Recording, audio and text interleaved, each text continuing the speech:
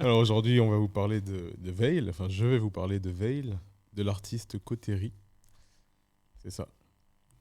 C'est Voilà. si La beau. cover est pas mal, hein. C'est trop J'aime beau. beaucoup. Ça Ouais. défonce. Alors, en fait, c'est une double cover. On va la voir dans le premier média.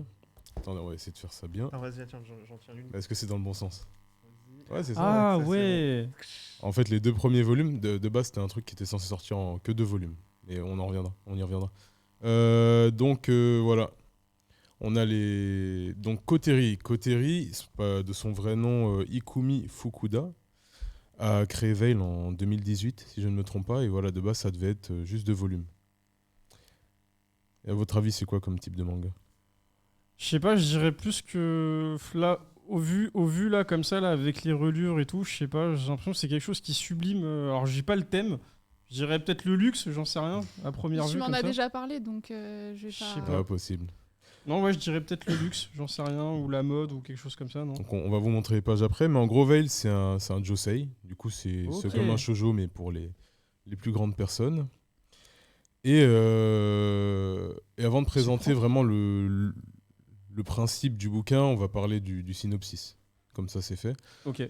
En gros Veil ça nous présente deux personnages, ils sont présentés comme étant lui. Lui. Donc lui, il a pas, au tout début, il a pas de prénom. On apprend son prénom s'appelle lui. dans des notes. Voilà, il On s'appelle dirait, lui. on dirait ça, Oh, voilà, c'est ça. comme Ça. ça. Donc ouais. on suit lui. Le clown. Lui, là, on le voit dans une image, c'est un policier. Un policier drôle, à la fois rigide. Et ça commence avec sa rencontre avec elle, qui est une aveugle mais avec un charme de fou. Tu vois. Et en gros, la première partie, ça va se passer comme ça, c'est leur rencontre. Juste, ils se croisent dans la rue, ils discutent. Et en fait, cette rencontre elle va changer leur vie dans le sens où elle est à la recherche d'un boulot, elle est un peu perdue, et il va lui proposer un boulot dans son commissariat en tant que... comment on dit déjà? C'est qui répond au téléphone. Secrétaire. Ouais, Standardiste. Standardiste. En tant que standardiste. Et en fait, l'histoire, elle va commencer là-dessus. Ok. C'est de la tranche de vie un peu de... C'est totalement de la tranche de vie, mais c'est raconté d'une certaine façon. Mais globalement, c'est de la tranche de vie. C'est pour ça que le scénario, je vous balance le synopsis parce qu'il a rien d'incroyable. C'est pas un manga style shonen où on va découvrir une nouvelle civilisation, des pouvoirs, non, c'est de la tranche de vie. Donc en vrai, il n'y a pas de scénario. On va juste suivre ces deux personnages-là à travers des petites histoires, en fait. Là, ça a l'air super Ah. quali quand je C'est vois les grave beau. bouquins comme ça, c'est grave beau. Juste une question, ça coûte combien un tome? Non, ça va, Merci, Lucci. c'était moins de 15 euros, c'était 12 et quelques. Après, Non, mais ça vaut, faut savoir que toutes les pages elles sont en couleur. Hein. Voilà, faut Ouais. savoir. Ça vaut 12 balles? Et puis, C'est je sais pas si 12,99, je Non, crois. mais c'est rien, Il y a 2 aussi euros. une texture sur la couverture. il y a Voilà, une- faut savoir que on est sur du No Tout AV est en Graphics. couleur. hein. On se fait Ouais. douiller avec la quête de Donc Dime. il y a des textures sur la couverture. Ouais, je vois ça, ouais. Tout est en couleur à l'intérieur. C'est incroyable. Tout est en couleur. Voilà, on a des comics plus fins que ça et qui coûtent plus cher. Donc en vrai, niveau prix, je me plains pas. Franchement, ça va. Ok. Non, franchement, ça les vaut. C'est à mi-chemin entre le manga et le hardbook en fait. Mm. Ouais, c'est pas faux, ouais. Dit comme ça, Il ouais. est épais, hein. Mais c'est magnifique. Hein.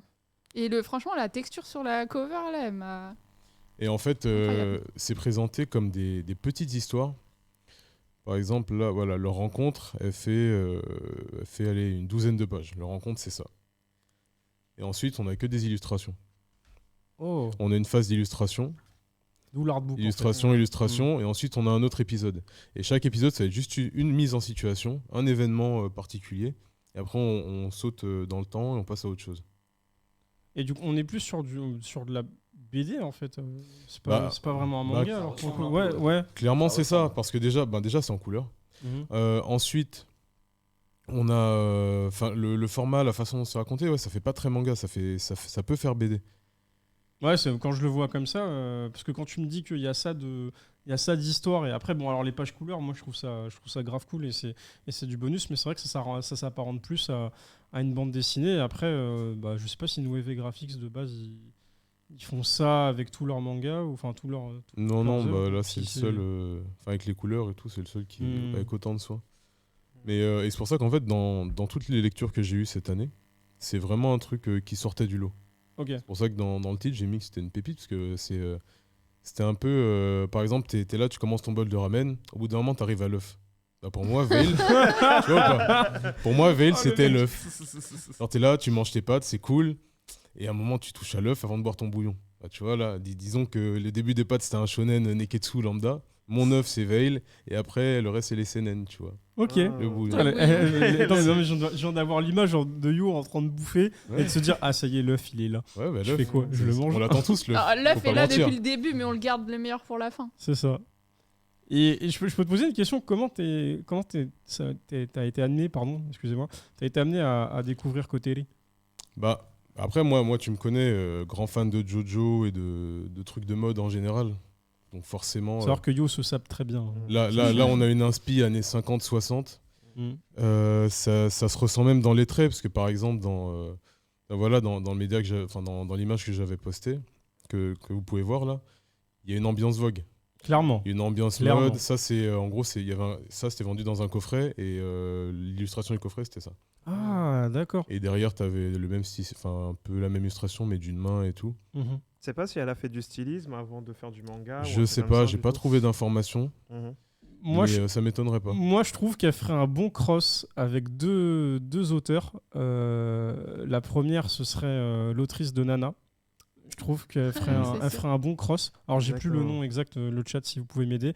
Et le deuxième auteur auquel je pense là tout de suite, c'est Araki. Parce que je me dis, c'est totalement ça. Là. Quand je le vois, pour moi, c'est Araki plus Koteri. Ça peut faire un cross de ouf. En termes de sap, en termes de. Là, les inspirations, on les sent. C'est que ça peut être une couverture de Jojo. magazine. Tu vois. Ouais, carrément. Dans de Jojo, aussi, oui, hein. tu rajoutes quelques trucs, quelques fioritures un peu partout. Et voilà. et manque de bling de doigts comme ça. Voilà, c'est ça. Non, on est clairement, ouais. Ouais, c'est vrai que ça fait très magazine de mode. Hein. Voilà, en fait, on est à la frontière entre un magazine, un artbook et de la BD au final. Il y a un peu tout. Sur une question de ratio, il y aurait plus d'illustrations. On pourrait dire que c'est juste un artbook avec des petites histoires pour lier le tout. Bah là, c'est l'inverse. Il y a plus d'histoires que d'illustrations. Mais globalement, c'est ça. Globalement, c'est... Si on veut se faire kiffer visuellement, Veil, c'est incroyable. En fait, je pense que c'est un bon livre pour t'évader. Comme tu l'as dit, tu prends ça, parce que je pense que ça se lit vite quand même. C'était plus dans de l'admiration. Ouais, quand tu regardes un artbook, tu peux passer du temps dessus. En fait, comme je disais, quand tu es dans tes lectures, c'est un peu une vague de fraîcheur. Ouais. Ça te rajoute une petite onctuosité dans tes lectures habituelles. Ça te change. Je trouve que pour le prix, c'est correct hein, quand même. Hein. Parce que là, tout à l'heure, je l'ai dit, parce que Mick, elle a rigolé, mais en vrai, 12 balles, alors que la quête de Die, c'est épais comme ça et qu'il n'y a pas autant de pages couleurs, franchement, je trouve ça très correct. Je m'attendais vraiment à un 18 € ou quelque chose comme ça, tu vois. Noévé, moi, je trouve pas ça cher par rapport à la qualité d'édition, mais bon, ça, on en a déjà parlé. Et voilà, il y a autre chose, c'est qu'au niveau des couleurs, en fait, moi, j'adore ces couleurs.